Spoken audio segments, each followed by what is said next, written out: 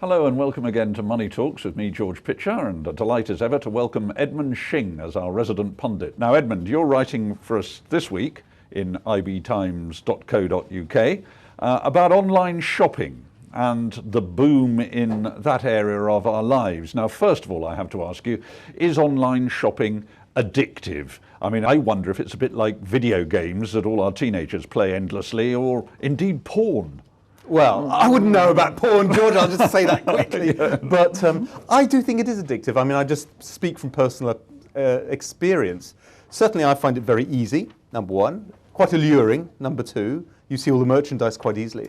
But thirdly, and most worryingly, I always tend to spend more than I think I'm going to spend. So, if I get to Amazon or eBay, I have in mind one item, but I seem to come away having bought 3 or 4 items, a bit like IKEA. It's really annoying. Very good for retailers then, I imagine, if not for online shoppers. But we're a nation of shopkeepers in the UK, so surely people still want to go to the high street, and online shopping hasn't caught on in the UK, is it? Oh, rather the contraire. Oh, contraire, George. Oh, contraire. I'm behind the curve. You are a little bit behind the curve there. I mean, you're right. As a nation, we love shopping in general as a leisure habit.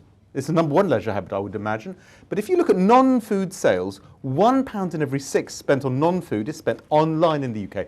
In fact, that makes us in the UK the world's number one online shoppers. We spend nearly £1,200 per person per year online. So where are we spending it? On groceries with Ocado or on boots and dresses? Ocado has been a success, but food shopping actually is one of the smaller elements in percentage terms. Okay. Where we're really looking is, of course, we're thinking about consumer electronics. Mm-hmm. We're thinking, most importantly, I think about fashion, which I was quite surprised at.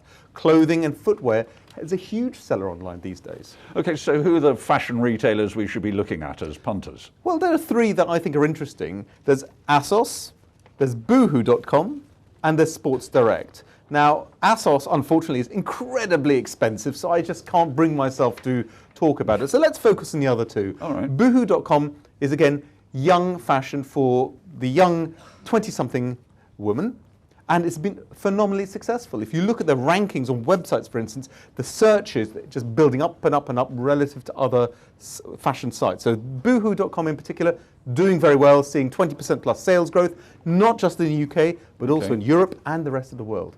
The second one I would have a look at would be Sports Direct. I know they've got the real stores, you can walk into a real store, but what you have to realize is that already 14% of their sales is done online. All right. And secondly, they have a really attractive click and collect offer where you can order online, you can have it delivered in store, and you can walk to your nearest store to collect it. Now, if you do that, they'll charge you £4.99 delivery, but when you go and pick up your parcel, they'll give you a £5 voucher to use the next time you're in the shop.